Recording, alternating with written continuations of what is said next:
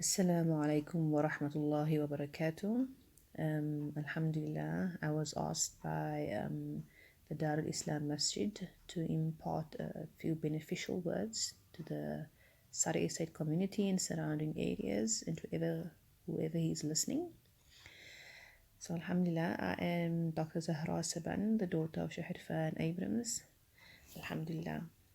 Firstly, I thank Allah for the ni'mah of Islam and Iman.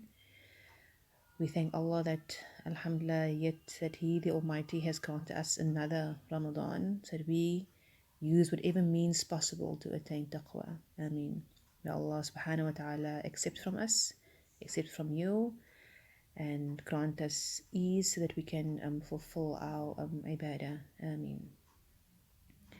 We are now in the first 10 days of the holy month of Ramadan, and I'm sure by now we all have a pattern or a routine for every day, especially now in the lockdown period. So Alhamdulillah, my focus is to tap on one aspect of that daily routine, and that is inshallah, so that I can help and guide so that we can make an extra effort to have a better eating schedule in the month of Ramadan, inshallah. Bismillah ar-Rahman ar-Rahim.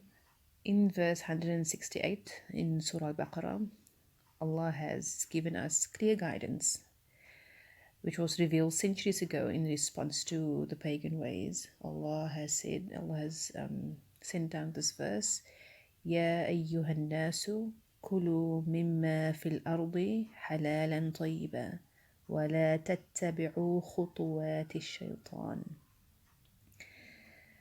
So Allah says here that, O you who believe, which is all of us, eat. Allah is guiding us here. Eat from what is in this earth.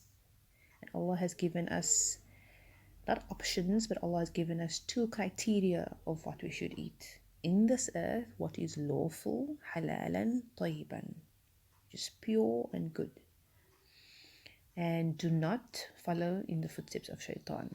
So we are all, the Quran is a guidance for every single human being. You can pick up the Quran, you can go to verse 168 and you read that verse to remind us on how we should plan our eating habit. That Allah has guided us, halalan tayyiban. And the last part, and do not fall in the footsteps of shaitan, which also can refer to don't make what is halal haram and haram halal. So the first thing is halal, and we all know things that are lawful, and there's many guidance out there, and there are people who are qualified to make what is lawful and not lawful. But what we lack on, or what we seem to overlook, is the tayyiban. And tayyiban is not just about delicious foods, how it looks. Allah says, find in this earth. So that means it must be natural. In this earth, think it is halalan tayyiban, lawful and pure and good. So the pure and good means that it must be something naturally pure and naturally desirable that's going to benefit you. So what we as doctors and scientists and dietitians are promoting or trying to promote to the people, it's scientific research, but Allah has guided us centuries ago on what we are just putting into amounts and into categories. We are just sort of categorizing everything, but Allah has already guided us. And yes, we are a forgetful nation. We need reminders and reminders. So Alhamdulillah, I am here today to remind us once again to look at this verse, that we should eat what is good, what is lawful, and what is good and pure from this earth. So that is my focus today, to remind myself first and everyone that eating healthy and pure is firstly a guidance from Allah subhanahu wa ta'ala. So Alhamdulillah for the many benefits of the Quran. It is a guidance for every single aspect of our life. So Allah has rightly guided us in every aspect of our life, including our eating habits. So my advice to us all, let us use that guidance and let us make it this Ramadan where we're going to focus on making our food. Look here, halalan we all do. Let us make it tayyiban. Just make it good. And you will find that when we do that, you will see and reap the benefits of it. You will have less fatigue. You will experience a better Ramadan in terms of doing your ibadah, exercising. You will be able to can do many things if you stick to tayyiban. And so my advice as a doctor is let us focus on eating things that are good, that are natural, that are pure, that are wholesome. Let's put lots of fruit and vegetables in our suhoor time and our iftar time. Let's make sure that we have at least 2-3 glasses of water. It's suhoor time, iftar time. Let us limit our chicken and meat intake to once or twice a week, mostly chicken and less meat, because we have, like I said, all we are doing is as scientists and doctors, we are fine-tuning the tayyiban. And research has shown that overconsumption of chicken and overconsumption of especially red meat causes lots and lots of ailments like diabetes, hypertension, heart disease, many cancers. Processed foods like your polonies, your sausages, your burgers, all of these things we have shown over the many decades how it has caused many illnesses. So we are just fine tuning what Allah has already guided to us. And so we must try and cut out those processed meat and foods. And today, many of our foods are not naturally wholesome as before. So we literally have to see and change our ways of thinking.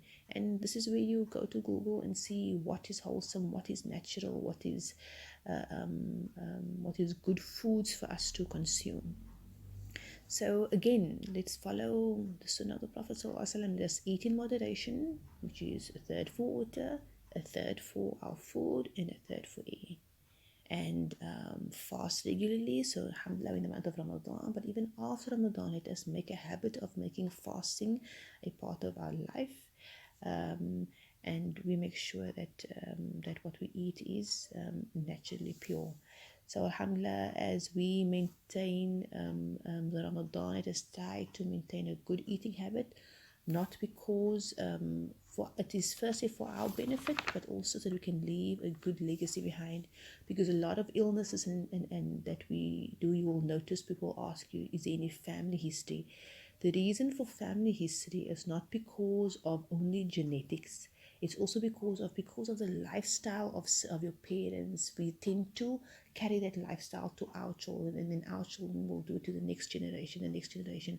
So we must try and break that cycle, inshallah, to have a healthy eating plan now, so that when we leave behind a legacy, we're leaving behind a healthy legacy, especially in Ramadan, because we know Ramadan culture in this part of the world is fried dulces, fried samosas, baked fatty pies. It is lots of sugary things, your faludas, your bolas, your fritters, all of these things. If you look at it, does it fit the criteria of halal and tayyiban, both criteria?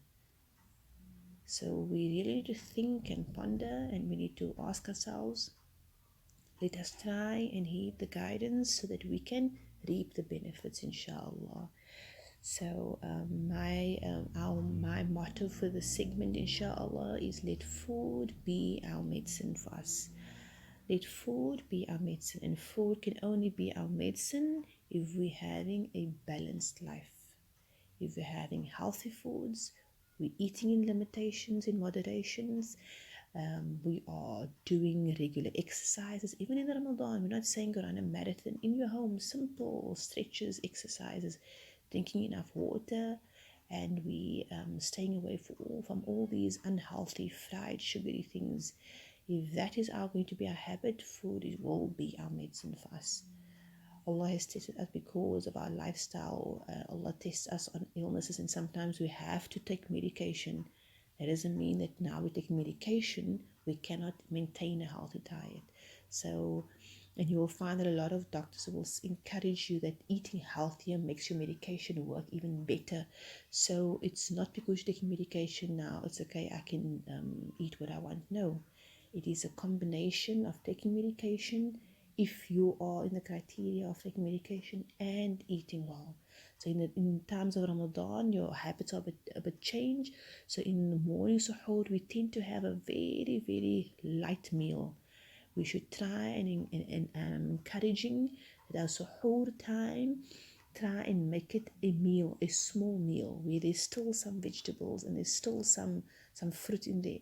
It doesn't have to be a meal like a chicken, potato, vegetable. What you do is, for example, cook your beans up the night before into a stew, mash it up, let that be your spread on your whole wheat bread, so you can have a wholesome protein and wholesome grain from your whole wheat bread. Have a fruit shake or fruit salad without the extra toppings of cream and all of the and all the flavored yogurts. Just the fruit salad. Have a glass of water and a cup of tea, but try and limit your coffee and your caffeinated tea. Rooibos tea is probably a better, healthier option. Have your 1 or 2 dates that you have.